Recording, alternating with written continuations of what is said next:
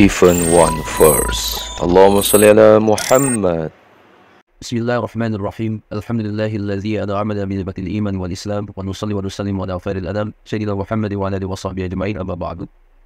Sahabatku semua, ulama memang berbeda pendapat tentang hukum nyanyian dan musik. Ada yang membolehkan dan ada yang melarang. Imam Al-Ghazali berpendapat bermusik dan bernyanyi boleh, alias mubah. Imam Al-Ghazali berpendapat hati manusia diciptakan oleh Yang Maha Kuasa bagai sebuah batu api. Ia mengandung api tersembunyi yang terpijar oleh musik dan harmoni, serta menawarkan kegairahan bagi orang lain di samping dirinya. Harmoni-harmoni ini adalah gema dunia keindahan yang lebih tinggi, yang kita sebut dunia ruh, tertera dalam kitab buku Kimia Kebahagiaan, yang merupakan terjemahan dari buku aslinya berbahasa Inggris, The Alchemy of Happiness. Seni adalah keindahan yang merupakan ekspresi ruh dan budaya manusia yang mengandung dan mengungkapkan keindahan. Ia lahir dari sisi terdalam manusia didorong oleh kecenderungan seniman kepada yang indah, apapun jenis keindahan itu. Dorongan tersebut merupakan naluri manusia atau fitrah yang dianugerahkan Allah kepada hamba-hambanya. Azabiku semua, musik dalam tradisi di dunia Islam bukan hanya sebagai hiburan, tapi juga menjadi metode terapi dan pengobatan. Al-Imam Al-Kindi misalnya sudah menggunakan musik sebagai metode terapi untuk menyembuhkan penderita quadrilegik atau kelumpuhan total. Selain Al-Kindi, ada juga Ishaq Al-Mausili. Ya, masih banyak deretan nama ilmuwan muslim yang juga musisi. Di antaranya yang paling terkenal adalah Imam Al-Farabi, Imam Ibn Sina, dan Imam Al-Husain bin Zaila. Para sufi memanfaatkan musik untuk membangkitkan cinta yang lebih besar kepada Allah dalam diri mereka. Dan dengannya mereka seringkali mendapatkan penglihatan dan kegairahan rohani.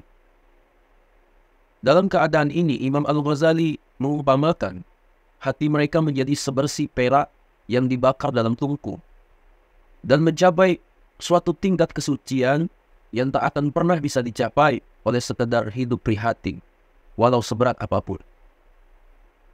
Para ulama tasawuf itu kemudian menjadi sedemikian sadar akan hubungannya dengan dunia rohani, sehingga mereka kehilangan segenap perhatiannya akan dunia ini dan kerap kali kehilangan kesadaran indrawinya. Asabiku semua, secara umum, musik bisa diartikan sebagai harmoni suara, desir angin, air yang jatuh, debur ombak, hingga semua suara yang ditimbulkan oleh benda-benda adalah musik. Meski demikian kompleks, tapi pada akhirnya ada saja manusia yang bisa memerasnya menjadi beberapa notasi nada saja. Do, re, mi, fa, sol, la, si, do. Ya. Dari variasi 7 notasi sederhana ini kemudian berbagai jenis simfoni dapat dibuat, dikembangkan, dan ditransformasi dari satu generasi ke generasi lain. Aslamiku semua, dunia mengenal sosok yang berhasil menemukan notasi ini bernama Guido Arezzo. Ia hidup di Italia pada tahun 995 Masehi.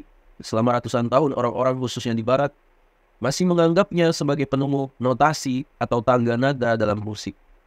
Namun fakta ini mulai diragukan ketika seorang sarjana Prancis bernama Jean-Benjamin Delaborde membantah anggapan tersebut. Dalam bukunya berjudul Essai sur la musique ancienne et moderne, Laborde memberikan kesimpulan yang mengejutkan. Menurutnya, notasi yang dipakai Arezzo adalah duplikasi dari hasil temuan ilmuwan muslim di bidang musik. Dari membandingkan skala musik Guido dengan ilmuwan muslim, ia melihat adanya suatu kemiripan yang mencolok dan terlalu aneh untuk disebut sebagai kebetulan. Tidak hanya bunyi nadanya, bahkan model penggunaan notasi fonetis atau abjad atau suku kata sebagai penanda nada juga nyaris tidak hilang sama sekali. Ya, simulasi perbandingannya adalah notasi Arab itu mi, fa, sol, la, sin, dal, ro. Notasi Guido, mi, fa, sol, la, ti, ut, re. Notasi musik Guido kemudian bertransformasi menjadi apa yang sekarang kita kenal sebagai solmisasi. Mi, fa, sol, la, si, do, re. Ilmuwan Muslim yang diduga sebagai pencipta solmisasi tersebut adalah Al-Ishaq Al-Mausili. Dia hidup pada abad pertengahan ke-9 Masehi di Baghdad pada masa pemerintahan Khalifah Al-Ma'mun. Masa hidupnya terpaut lebih dari 1 abad dengan hidup.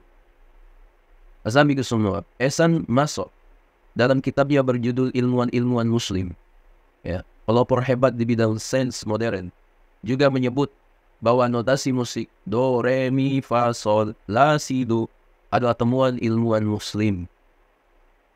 Musik dalam tradisi di dunia Islam bukan hanya sebagai hiburan, tapi juga menjadi metode terapi dan pengobatan. Ini sebabnya musik berkembang sangat pesat sejalan perkembangannya dengan ilmu pengetahuan di dunia Islam. Azabi semua, seperti 2 sisi mata uang, musik atau seni secara umum adalah ekspresi lain dari ilmu. Dan di tangan para ilmuwan Muslim, keduanya seni dan ilmu menjadi harmoni yang indah. Ya, kendati banyak inovasi ilmuwan Islam yang kini dinikmati umat manusia, Barat itu enggan mengakuinya. Ya, mengapa begitu? Pangeran Charles dalam pidatonya di Oxford University pada 27 Oktober 1993, Pangeran Charles mengatakan, bila ada banyak kesalahpahaman di dunia Barat tentang hakikat Islam, maka banyak juga ketidaktahuan tentang utang kebudayaan dan keberadaban kita kepada dunia Islam. Saya rasa ini adalah kegagalan yang berakar dari ditutupinya sejarah yang kita warisi selama ini. Asabi semua ini muliakan Allah Subhanahu wa Ta'ala. Jadi, kalau musik itu haram, ya, sedangkan musik itu dasarnya, ilmunya ditemukan oleh ilmuwan Muslim, ya. Asabi semua ini muliakan Allah Subhanahu wa Ta'ala. Mungkin itu yang dapat saya sampaikan. Sekiranya video ini bermanfaat, jangan lupa share pada orang kita cintai. Dan juga jangan lupa share ke akun media sosial kalian yang lainnya agar jauh lebih bermanfaat lagi. Assalamualaikum warahmatullahi wabarakatuh.